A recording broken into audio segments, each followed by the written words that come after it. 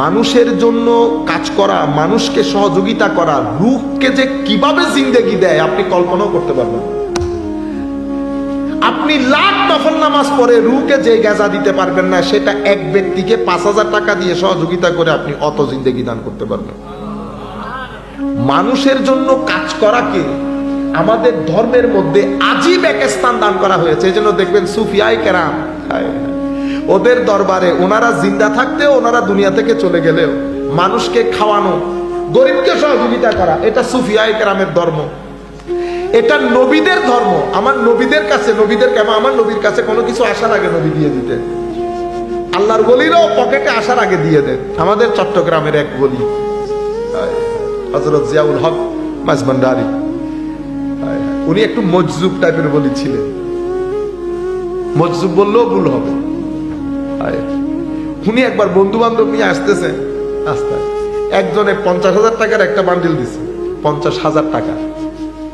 তো তখনকার যুগে 90-এর দশকে 50,000 টাকা মানে আজকে 50 লাখ টাকার মতো হয়ে গেছে না? আমি হলে কি করতাম, কেউ না দেখে মতো পকেটে ঢুকে বাসায় নিয়ে যাইতাম। সবাই তো এরকমই না। আল্লাহর ওলিরা এরকম না, কোনো লোক নীতি থাকে না আল্লাহর ওলিদের।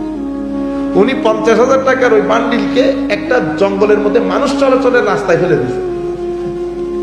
সবাই চলে আসছে, ওনার গ্রুপের এক ব্যক্তিকে পাওয়া যাচ্ছে না।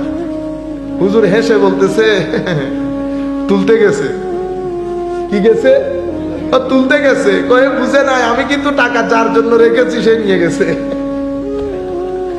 টাকা আমি যার জন্য রেখেছি সে নিয়ে গেছে। তো কার জন্য রেখেছে? পরে দেখা গেছে ওই এলাকা, ওই পাশের বাড়ির এক গরিবের মেয়ের বিয়ে।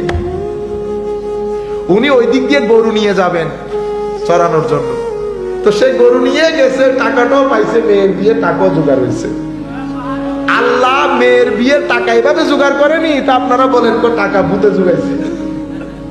টাকা কিসে জোগাইছে? ভূতে জোগায় না, আল্লাহ জোগায়। আল্লাহ এভাবে ম্যানেজ করেন টাকা। তো আল্লাহ কি বলেছেন? মিন হাইসু লা ইয়াহতাসিব, এমন ব্যবস্থা করবে তুই কল্পনাও করতে পারবি না টাকার ব্যবস্থা কেমনে হবে।